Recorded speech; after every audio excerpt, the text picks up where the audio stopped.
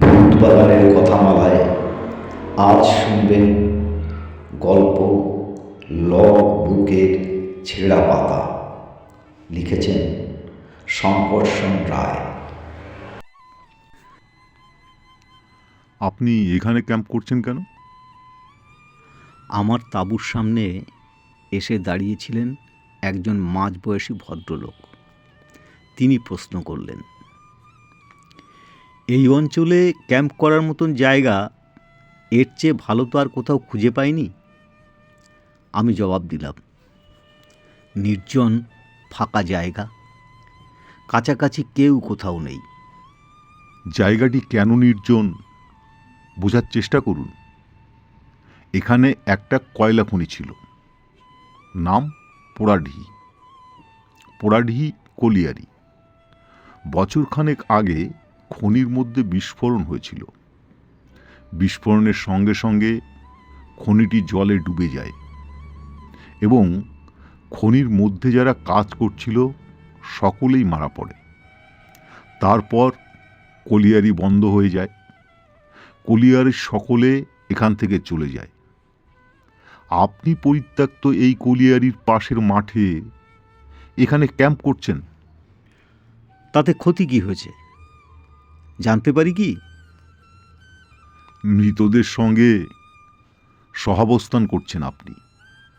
খনির মধ্যে যারা মরেছে তাদের একজনেরও মৃতদেহ উদ্ধার করা সম্ভব হয়নি। মরা মানুষকে আমি ভয় পাই না। খনি নিরাপত্তা বিভাগের ডিরেক্টর হরি সিং কিন্তু পান। এই দুর্ঘটনার তদন্তে কাজে এসেছেন তিনি, অথচ এখানে ক্যাম্প করে থাকছেন না। খনির মধ্যে যারা মারা পড়েছে তাদের মধ্যে বিশেষ একজন সম্বন্ধে তার অস্বস্তি আছে। কে সে? এই খনির ম্যানেজার সুমন্ত মিত্র। হরি সিং তার তদন্তের ফলে এই সিদ্ধান্তে এসেছেন যে খনির মধ্যে দুর্ঘটনার জন্য সেই দায়ী। খনির মধ্যে দাহ্য বিস্ফোরণ মিথেন গ্যাস জমে আছে, এটা জেনেও সে নাকি এটা চালু রেখেছিল। হরি সিং তার রিপোর্টে এই কথা লিখেই কিন্তু ভয় পেতে শুরু করেছেন। তার আশঙ্কা সুমন্ত হয়তো বেরিয়ে এসে হরি সিংয়ের মতো একজন বিজ্ঞানী ভূতে ভয় পান? মৃদুমন্দ হাসতে হাসতে আমি বললাম, আমার সে ভয় নেই। হরি সিংকে গিয়ে বলুন, ভূত থাকলেও তার কিছু করার ক্ষমতা আছে বলে আমার মনে হয় না। কিন্তু সিংজি এ জাতীয় সিদ্ধান্তে এলেন কি করে জানতে ইচ্ছে করে। কারণ বিস্ফোরক গ্যাসে ভরা খনিতে জেনে শুনে কাজ চালানো তো সুমন্তবাবুর পক্ষে আত্মঘাতী হওয়ার সামিল। তার মানে কি এই যে সুমন্তবাবু আত্মঘাত হতেই চেয়েছিলেন? হয়তো তাই। পৌর ভদ্রলোক গম্ভীর মুখে বললেন, শুনেছি টাকা পয়সার টানাটানি চলছিল তার। ক্ষতিপূরণ বাবদ স্ত্রীকে মোটা অঙ্কের টাকা পাইয়ে দিতে চেয়েছিল সুমন্ত। কিন্তু হরি সিংয়ের এই রিপোর্টের দরুন সুমন্তর স্ত্রী ক্ষতিপূরণ হিসেবে 1 পয়সাও পাবে কিনা সন্দেহ। খুবই দুঃখের কথা। অবশ্যই, কিন্তু যাক সে কথা। চলুন, গৌরাঙ্গীর ডাকবাংলোতে গিয়ে থাকবেন। না, আমি এখানেই থাকব। এখানে থাকতে একটুও ভয় করছে না আমার। পরেশ, তুমি ভয় পাচ্ছ না তো? প্রশ্নটা আমি আমার ফিল্ড অর্ডারলি পরেশ গিরিকে করি। না স্যার, পরেশ গম্ভীর মুখে জবাব দিল, আপনি যখন ভয় পাচ্ছেন না তখন আমি পাবো কেন? পৌর ভদ্রলোক চলে যাওয়ার পর পরেশ তার মাথা চুলকোতে চুলকোতে বলল, আপনি বা আমি ভয় না পেলেও জায়গাটা কিন্তু ভয়ঙ্কর। জলে ডুবে থাকা এতগুলো মরা মানুষের পাশাপাশি থাকা, জলে ডুবে থাকা মরা মানুষেরা পচে গলে জলের সঙ্গে একাকার হয়ে গিয়েছে, আমি বললাম। তাদের দরুন ভয় পাওয়ার কিছু নেই।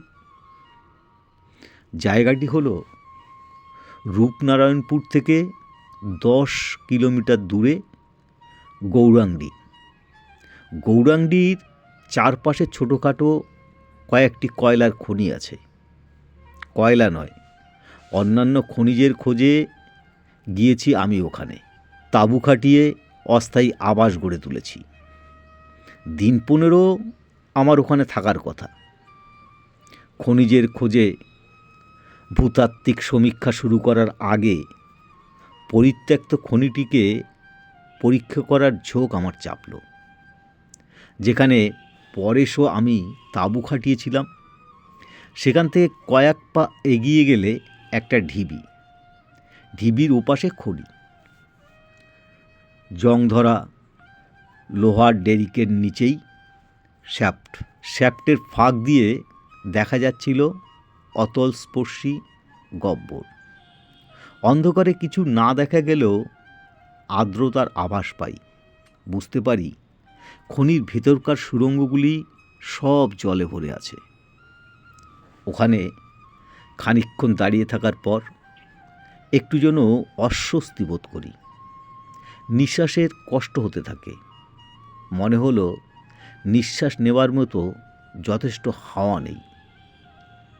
স্পষ্ট বুঝতে পারি যে খনির মধ্যে জল ছাড়া আছে বিষাক্ত বাতাস। সরে আসি ওখান থেকে। তাড়াতাড়ি ক্যাম্পে ফিরে এসে তাঁবুর মধ্যে ঢুকে খনির বিষ এখানকার বাতাসকে দূষিত করছে কিনা বোঝার চেষ্টা করি। কয়লা খনির বিষাক্ত গ্যাস গন্ধ বর্ণহীন। কাজেই বাতাসে তার অস্তিত্ব আছে কি নেই তা আমাদের শরীরের উপর তার প্রতিক্রিয়া দিয়েই বুঝতে হবে। খানিকক্ষণ তাঁবুর মধ্যে বসে থেকে জোরে জোরে নিঃশ্বাস নেই। কোনো রকম অস্বাচ্ছন্দ্য বোধ করি না। নিঃশ্বাস নিতেও কষ্ট হচ্ছে না।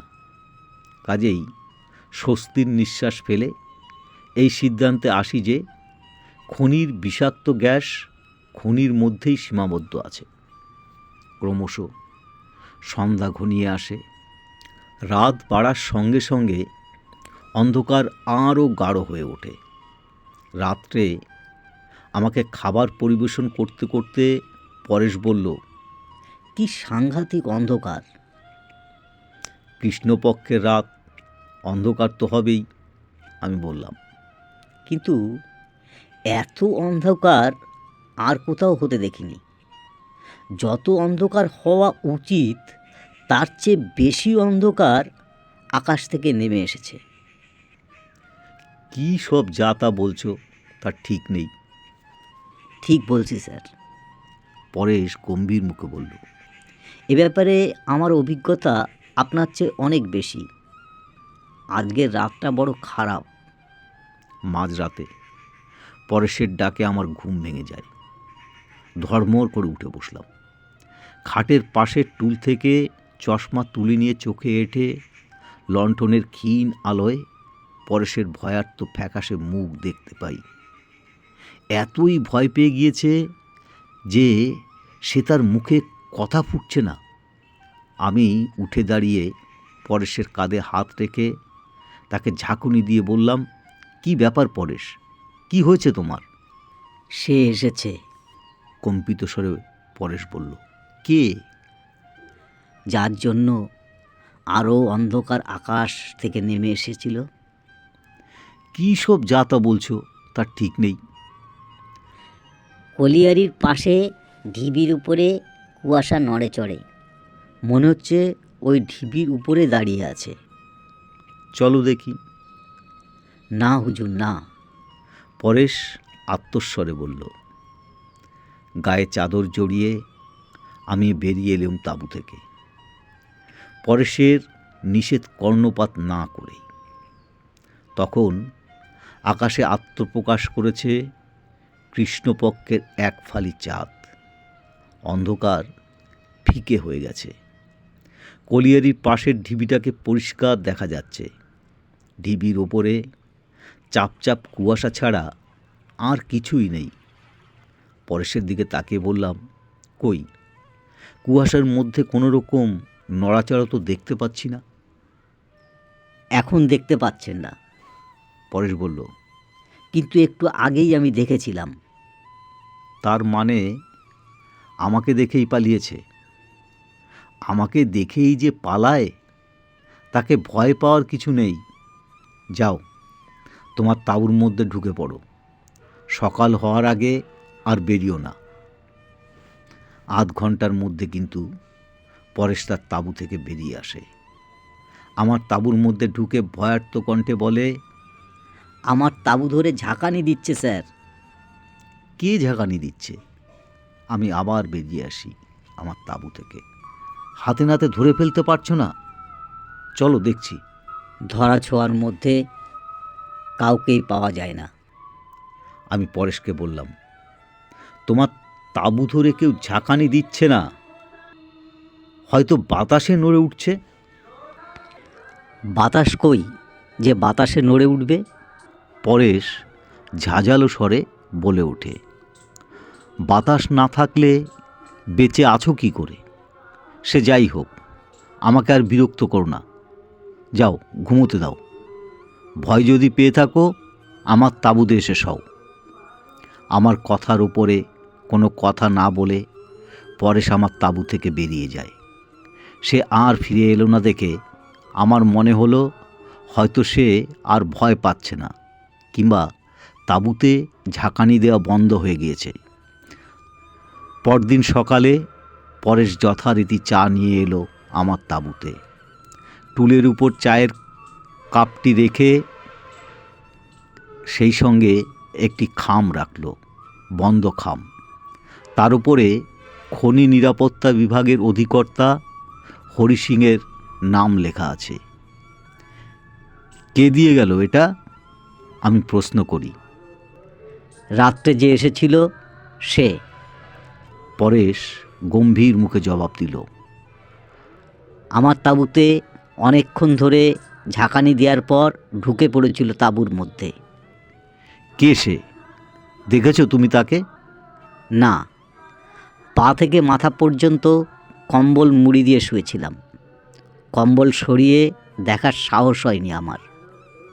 ঘর থেকে সে বেরিয়ে যাওয়ার পর আমার ক্যাম্প খাটের পাশে টুলের উপরে এই চিঠিখানাকে পড়ে থাকতে দেখলাম।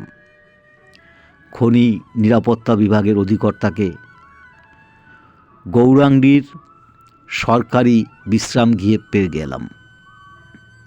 পোড়াডিহি কলিয়ারির দুর্ঘটনার তদন্ত শেষ করে তিনি তখন ধানবাদে ফিরে যাওয়ার জন্য তৈরি হচ্ছেন। চিঠিটা পড়ে তিনি উত্তেজিত হয়ে ওঠেন। তদন্তের কাজ আবার নতুন করে শুরু করতে হবে, কিন্তু এতদিন কোথায় ছিল এই কাগজটা? তা তো জানি না। আজই আমার ফিল্ড অর্ডারলি পরেশ দিল এটা আমাকে, কিন্তু কি আছে ওতে?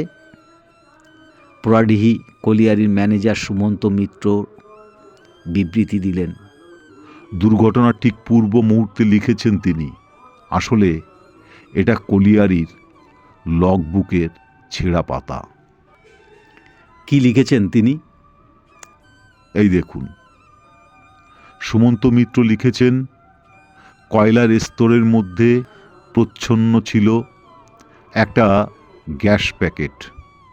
হঠাৎ তার মধ্যে থেকে মিথেন গ্যাস বেরিয়ে আসতে শুরু করেছে। এই গ্যাস প্যাকেটের অস্তিত্ব সম্বন্ধে আমি কিছুই জানতাম না, আমার জানার কথাও নয়, কারণ গ্যাস বেরিয়ে আসা শুরু না হওয়া পর্যন্ত সে যে আছে তা বোঝার উপায় নেই।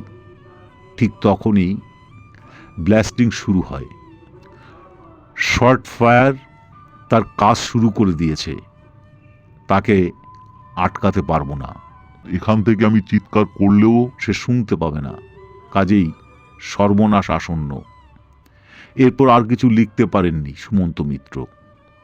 নিচে অনেক কষ্টে নিজের নাম স্বাক্ষর করেছেন। খনি নিরাপত্তা বিভাগের অধিকর্তা হরি সিং বললেন, সুমন্ত যা লিখেছেন তা যদি সত্যি হয়, খনির মধ্যে আগে কখনো গ্যাস ছিল না।